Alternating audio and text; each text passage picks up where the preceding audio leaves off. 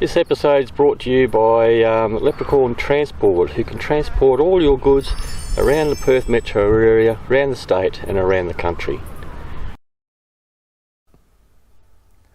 G'day folks, how you going? Welcome to this episode. If you're new here, we're part 3 of this series, and we're basically travelling the southwest of Western Australia, travelling from Pemberton going through to the beaches of Esperance.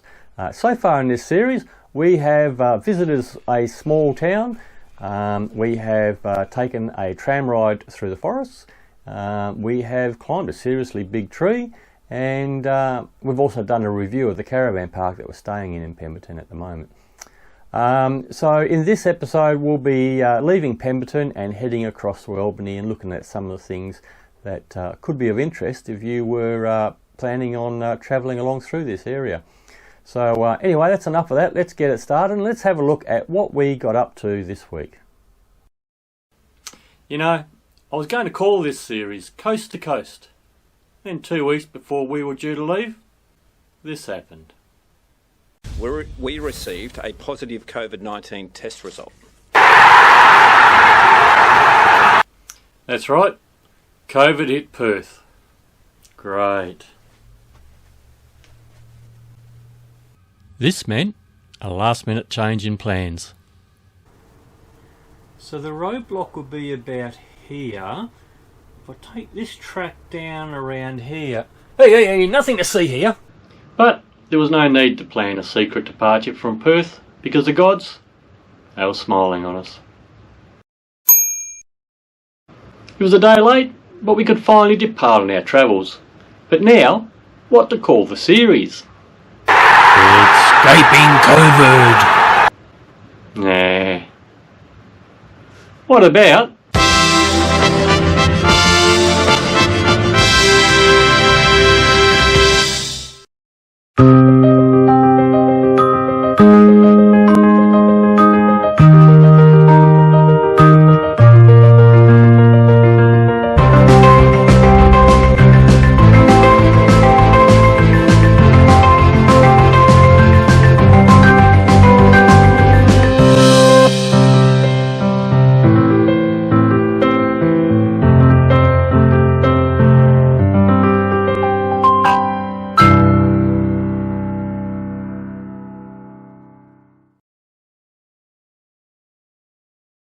Today we're leaving Pemberton.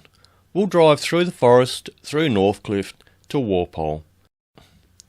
We'll stop at the last of some really old trees before arriving in Albany. The worst part about any camping is the packing up of the camp. Packing the car, unpacking the car, then repacking the car, trying to remember where everything was when you started so that you can fit it all back in again.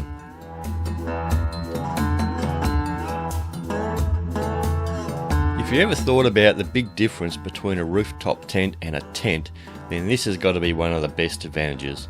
A rooftop tent packs up in minutes.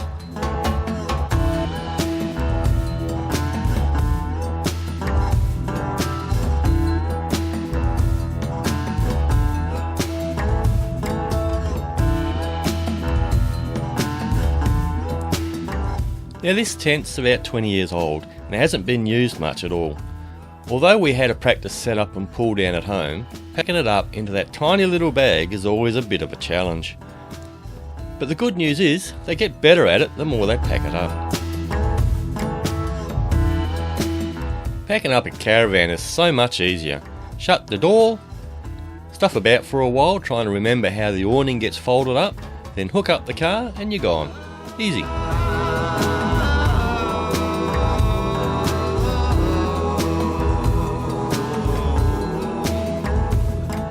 When we pull out, usually the wife stays back and checks that we haven't left anything behind. And she also checks that the van's all good as I pull out. Lights, brakes, windows, no strange noises, etc.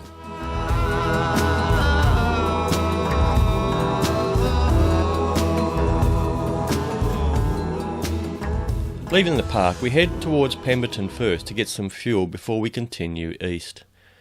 There is something about driving through these big trees that have been around for the last 200 to 300 years. This section of the road from Pemberton to Walpole via Northcliffe has always been one of my favourite drives.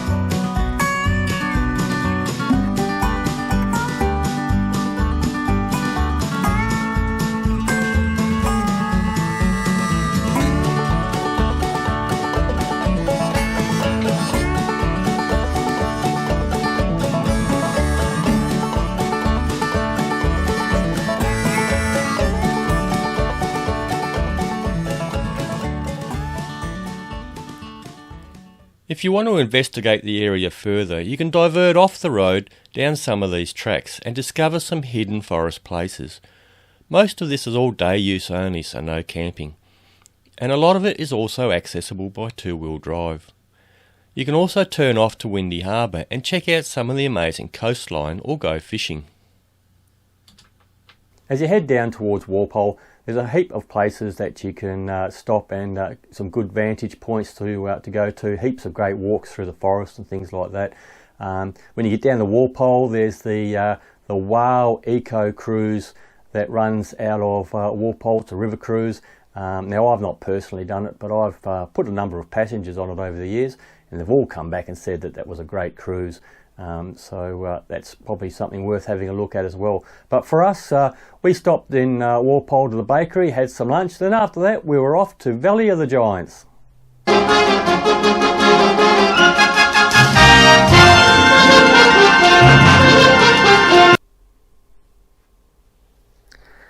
That's Valley of the Giants, not Land of the Giants. So today we're checking out the treetop walks down near Walpole. Let's go and have a look.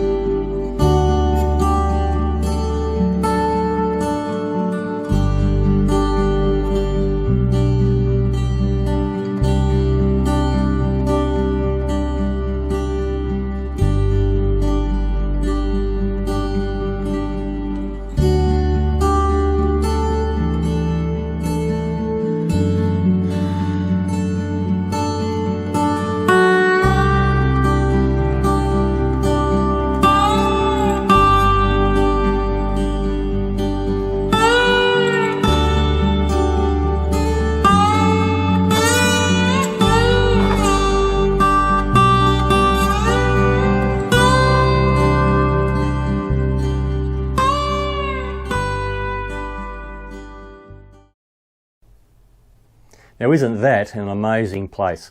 A little bit about the area. Some of these trees here are up to 400 years old, and some of them also have their origins going back to the old Gondwana land, back when Australia, New Zealand, Antarctica and India were all joined together and attached to Africa millions of years ago. So you know, their origins go all the way back there. Now this area here is only about 600 hectares in size. It's the only place now where you can see these tingle trees. Back in the like 1950s, 60s, 70s and that, just about every family of Perth had a photo of the family car parked inside the tree and the family around it, sort of thing, you know. But unfortunately the act of doing that was compacting the ground so that the roots of the tree were being squashed and eventually killed the tree off.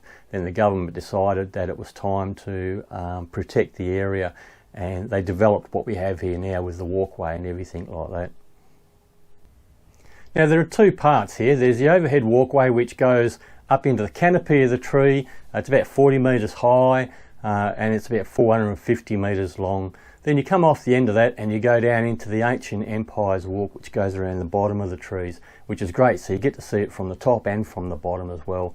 Then over in the corner by the main entrance there's a little interpretive centre which has a few things in there for showing you, you know, some of the wildlife and that's around in the area.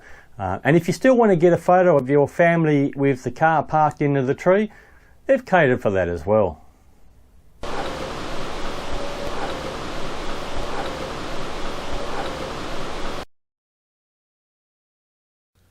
Our next place we stopped at was a little place called Dinosaur World.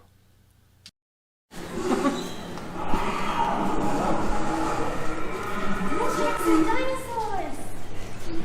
They're roaring! What is that?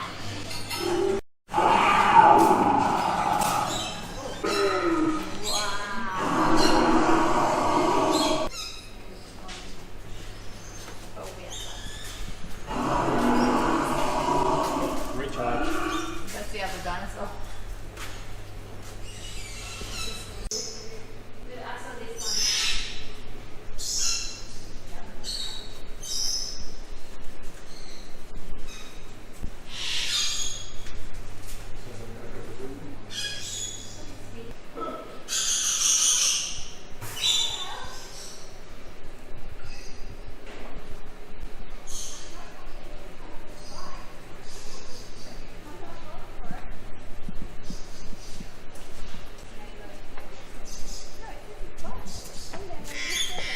Tricks you. He asks for a scratch and then So it's a novel way to name what is really more like a reptile park or bird park. Oh, that one shedded recently.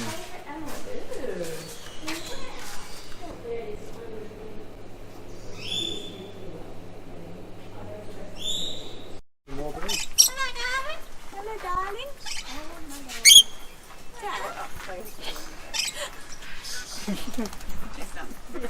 Is that yup? Fell off, gotta get back on. I want a bird that can talk to me. Which one is Henry? The green one? Henry's the green one. Which one?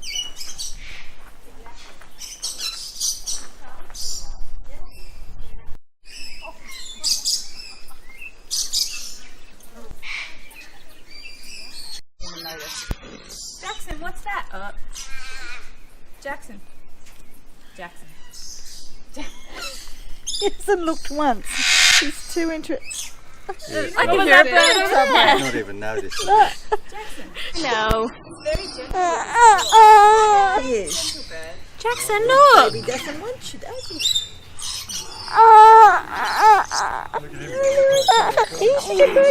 He's trying to get to the puppy. Look. Say hello to me. He wants to go on you. You can't go that way. Yeah, I'll take Jackson. No? I don't want the bird, Jess. I'm sorry. It tickles more than anything. There you go. You tickle. You do. You tickle. Alright. You like me to go like this. There you go. closer to the baby. Bird's like, thank you.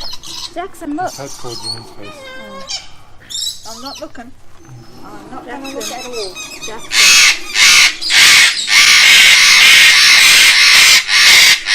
What are those birds doing? I think that's what's distracting you. You know, there's one right here.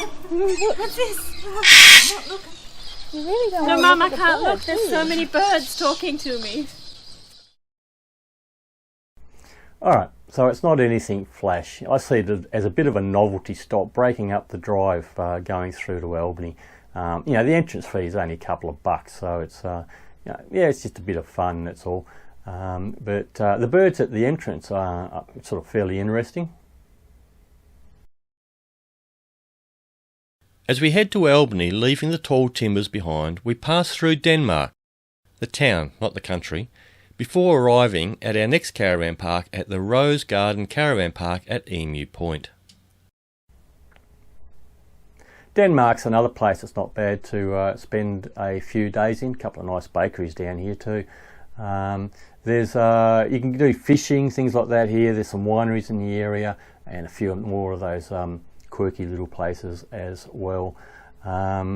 I did a video on Denmark not too long ago, so I'll put a link up here to that video if you want to go and have a look at that. That's pretty much it for this one. So if you like what you saw, don't forget to go down the bottom there, hit that thumbs up and consider subscribing if you want to see what we're doing next. Until next time, happy travels.